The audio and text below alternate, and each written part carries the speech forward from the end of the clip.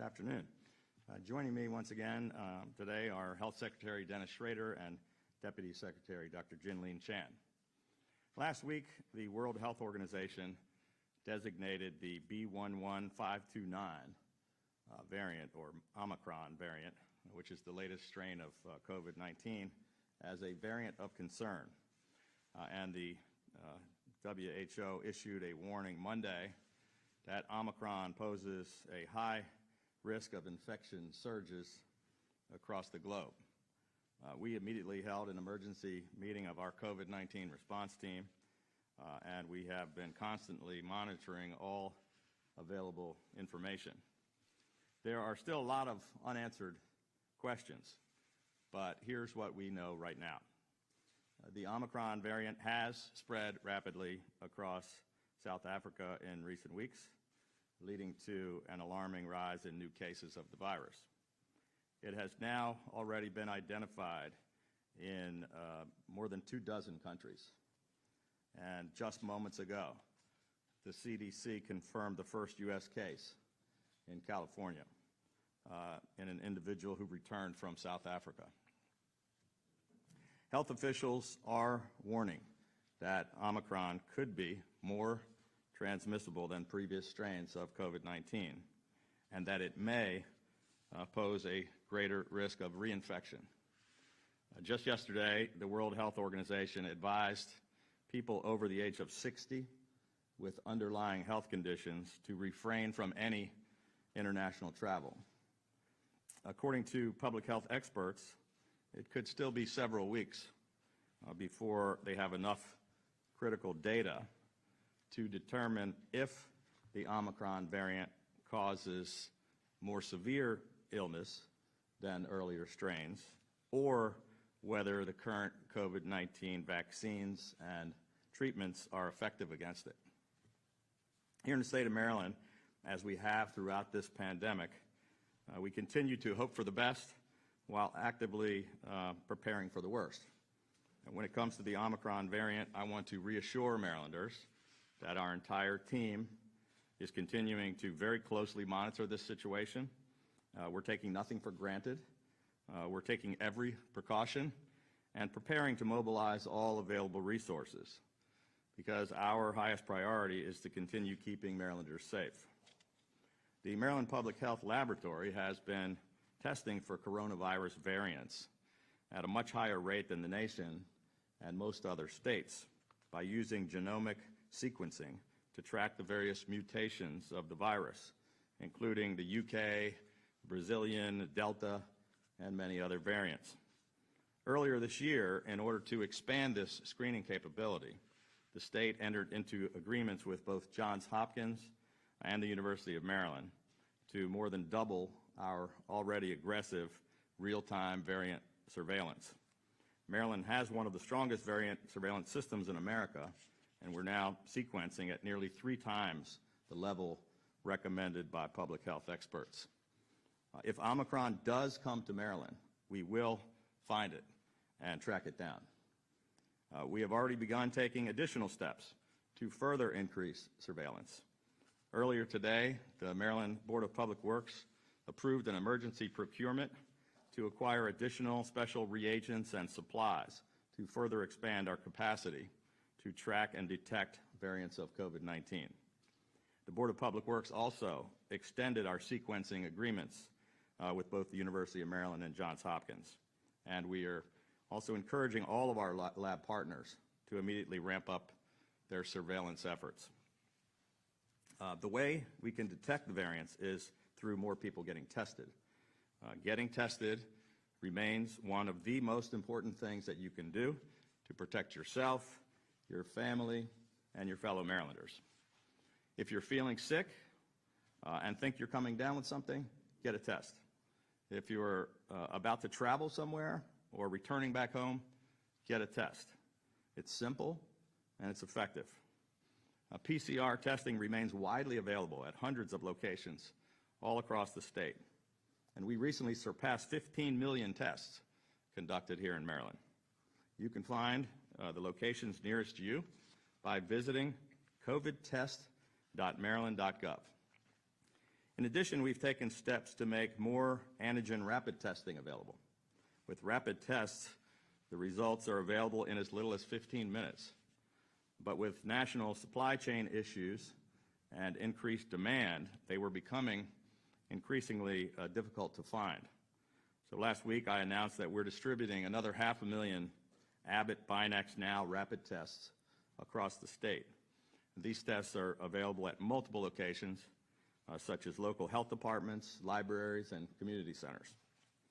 As a further step to address the potential impact of the Omicron variant, the Maryland Department of Health and the Maryland Department of Transportation will immediately make rapid tests available at the International Terminal at BWI Airport for the nearly 7,000 international passengers who arrive each week.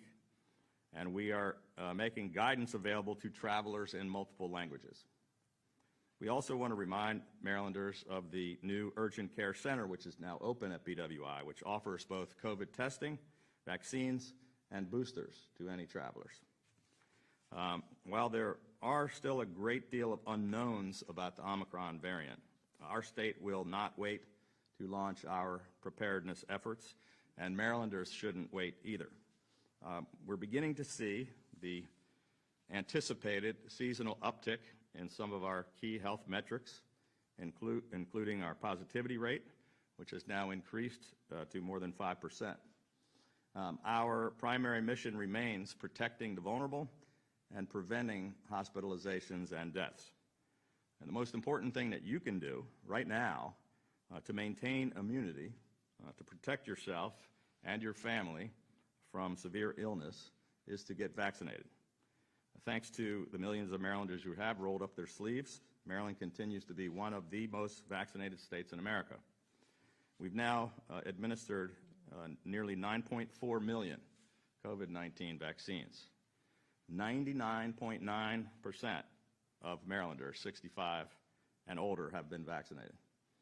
88.9% of all adults, all Marylanders 18 and over, have been vaccinated. And we've already vaccinated nearly 118,000 5 to 11-year-olds, which puts us in every one of those categories among the very best in the nation. These vaccines are safe, they're effective, and our team is working around the clock to get that less than 1/10% of our remaining seniors and the remaining 11.1% of remaining adults in Maryland vaccinated, and to continue getting even more of our school-age children vaccinated. If you're already vaccinated, the single most important thing that you can do to maintain your immunity against the virus and its variants is to get your booster shot. As of today, the state of Maryland has now administered more than 1 million booster shots, and we continue to have both the supply and the capacity to provide boosters to anyone who needs or wants one.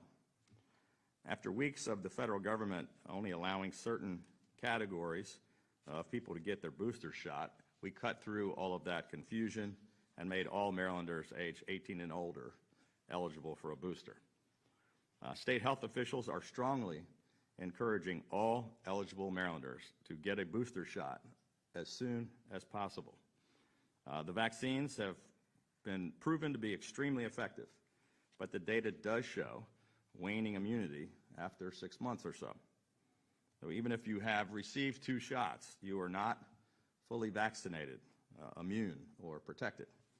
If it has been 6 months or more from your second dose, if you're 18 or older and completed your initial series of either the Pfizer or Moderna vaccines on or before June 1st, please get a booster shot as soon as possible. If you're 18 or older and received the Johnson & Johnson vaccine on or before October 1st, please get a booster shot as soon as possible. Get a booster shot in the next 10 days to be fully protected by Christmas. While many are understandably concerned about the Omicron variant, I urge Marylanders not to panic. This is not the first variant we have seen, and it almost certainly is not going to be the last. But throughout this entire year, we have repeatedly stressed that we're in a race between the vaccines and the variants. Because we're one of the most highly vaccinated states, we have been able to stay ahead of the virus, but we cannot become complacent, and we do need to remain vigilant. I'm urging all Marylanders to be smart, to be safe, and to use common sense. In Maryland, we've been able to lead throughout the entire crisis by listening to the experts and by following the science, and that's exactly what we will continue to do. While I do not believe in blanket mandates, I do believe in personal responsibility. And getting vaccinated or getting your booster shot is absolutely the best way to protect yourself, your family, and your fellow Marylanders this holiday season. And it's the best way to keep us Maryland strong. And with that, I'd be happy to take a few questions. Governor, a few days ago, you said that you wouldn't know for a few weeks about a lot of the details about the new variant out there. It's 2 days later now. Do you think that timeline can be shortened up? What's your thought on that? I think maybe I'll let Dr. Chan see if she has an answer to that one. We had, all of our experts were saying they just didn't have enough data. More is coming in nearly every day, but it still is going to take enough time for us the experts to figure it out. But I don't know if you want to say something. Thank you, Governor. So it still will take a couple more weeks because, really with this particular variant that was identified, the Omicron variant, it was identified and named a variant of concern very rapidly. And so there's still a lot unknown. So what they're doing now, and this is across the globe, is actually doing some of the laboratory studies to look at virus neutralization with antibodies. And so some of those tests are happening now, and that'll give us a better understanding of what impact this variant might be able to have. Other information in terms of severity of disease, we are looking very closely at what's happening in South Africa, for example, because that has the most number of identified cases with the Omicron variant. So we'll learn more certainly in the next couple of weeks, but some information may still be even after that. This is for all three of you. Are you confident that the tests we have here in Maryland can detect the variant regardless of where you get tested? Yes, what we know so far about the variant, and our lab director has been in close contact with the FDA as well as the Association of Public Health Laboratories. They know, FDA in particular knows exactly what each test that they have approved can detect. And right now, there's no reason to doubt that any of the assays that are being used is not able to detect the variant.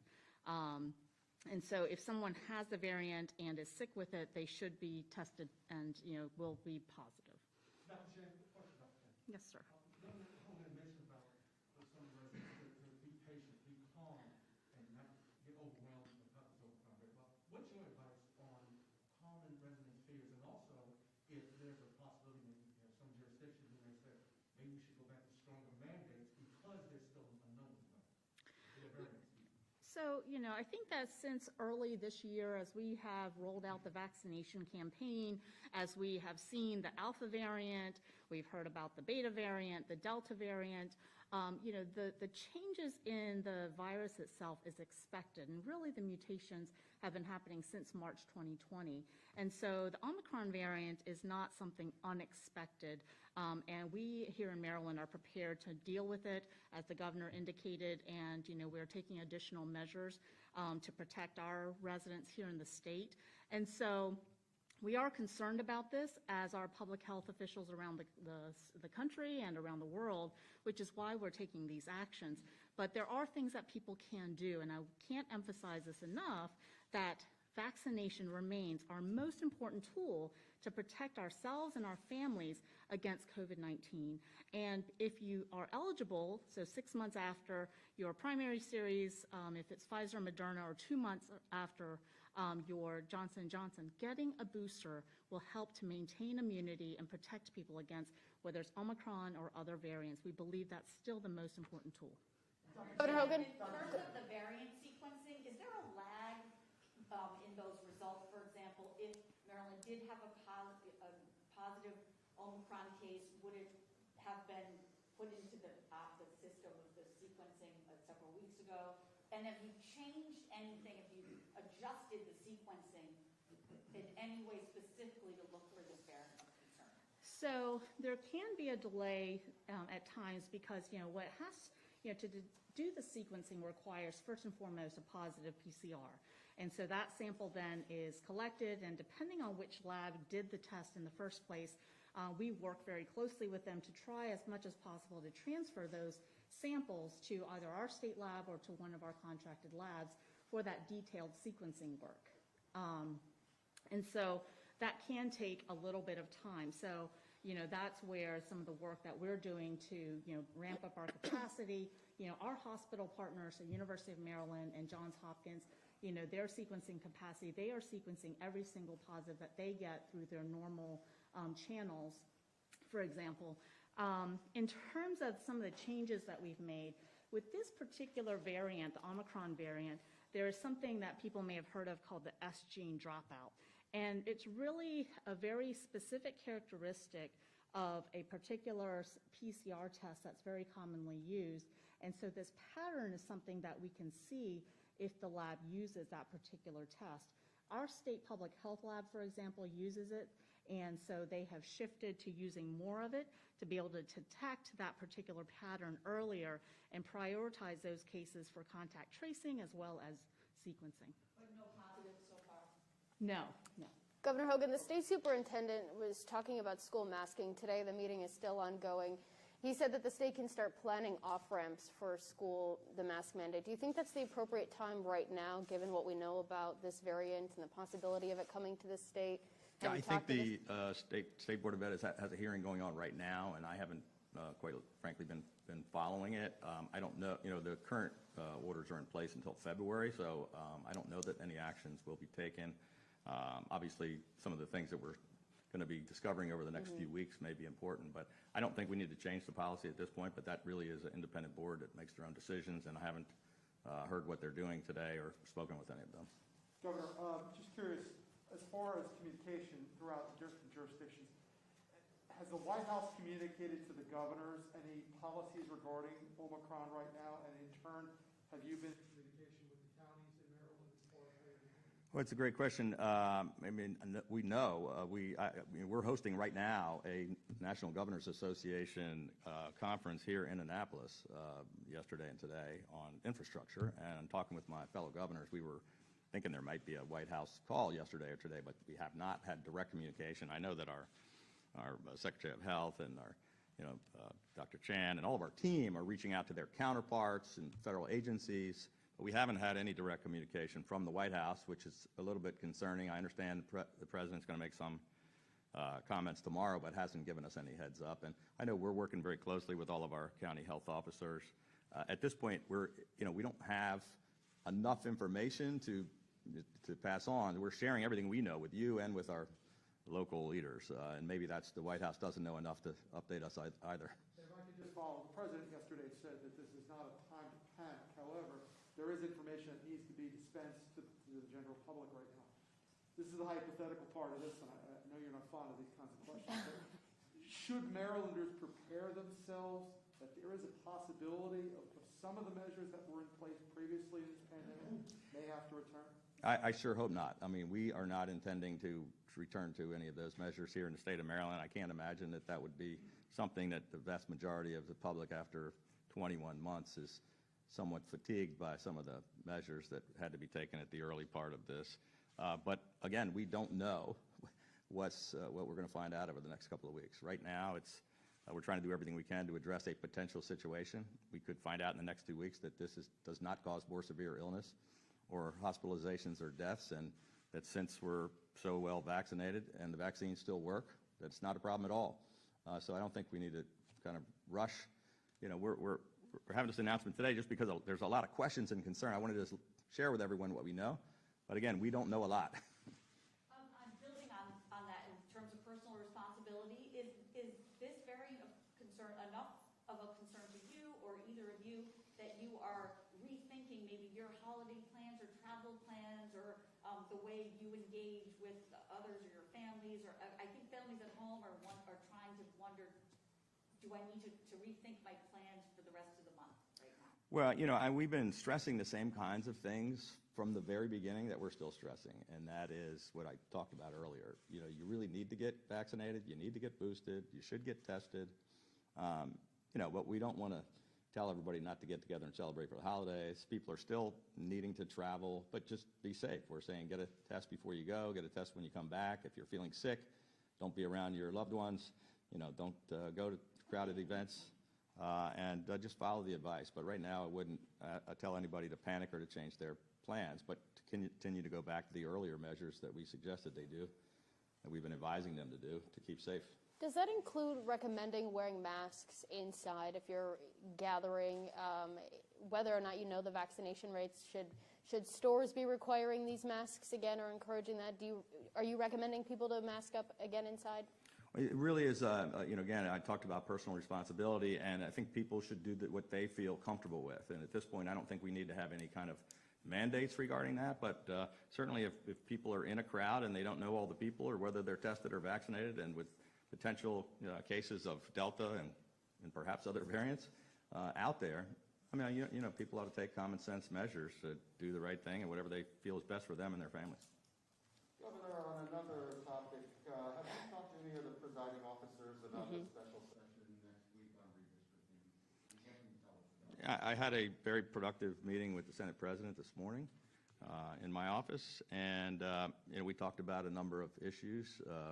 We talked about the upcoming special session, my desire for them to take up our emergency crime bills.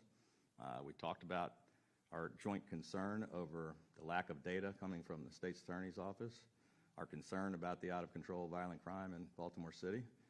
We talked about redistricting. We have somewhat of a difference of opinion on that. We're going to be hopefully talking further, but the session will be next week, and the important things that are going to get, I'm sure they're going to be working on trying to override some common sense vetoes that most people in Maryland agree with me on, and I try to explain to him they would be making a mistake to go against the overwhelming will of the voters. But I think, I'm not sure if I convinced them on all of them. And on redistricting, I think their intent is to continue to do some of the worst gerrymandering in the country, and we're trying to convince them that that does not make sense and that they should follow the Citizens Redistricting Commission. But it's good that we're having dialogue, and was very open and honest, free-flowing discussion. I'm not sure we arrived at any grand bargains or compromise, but it's great that we have the lines of communication open. Did you get assurance that your map would at least be considered in a bill? Or? Yes, I mean, he didn't give me an indication that they were going to overwhelmingly pass the Citizens Bill, but he did commit to bringing it up for a vote, which is, in the past, a lot of our stuff has been stuck in a drawer and just never acted on. But they will introduce it, and they will do, I think, a hearing on both bills, the good one that the citizens drew and the bad one that the politicians drew in the back room. Did he say anything about the crime bills that you're pushing? I think I stress the importance of trying to get this done soon. We've, actually passed some of these bills twice through the Senate. So, as he pointed out today, the problem was really more with the House rather than the Senate.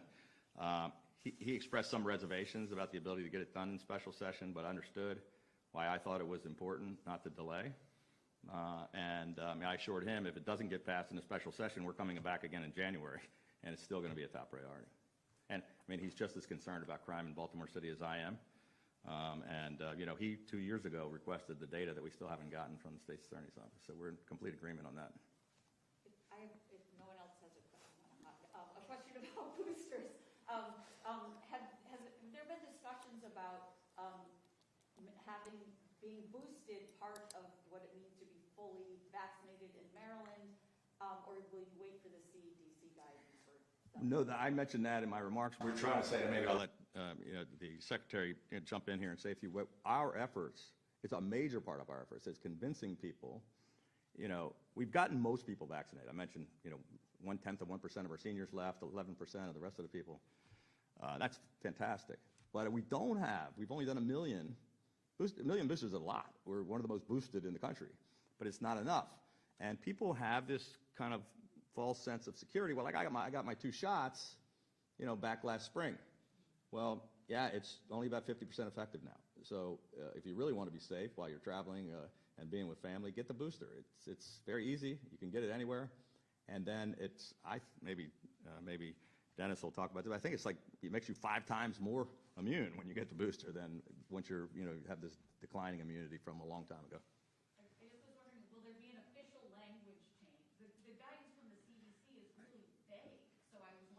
Well, our guidance is very clear.